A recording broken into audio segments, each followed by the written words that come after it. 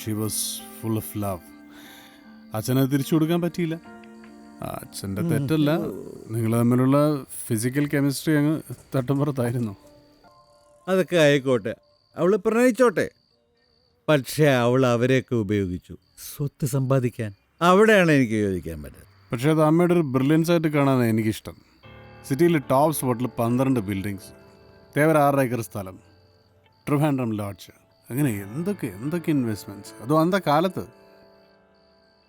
Trivandrum lodge മിക്കവാറും നമ്മുടെ കയ്യിൽ നിന്ന് പോകും. നീ അതിൽ കൂടുതൽ ഉണ്ടാക്കിയിട്ടില്ലടാ, അതിൽ നേരുണ്ട്.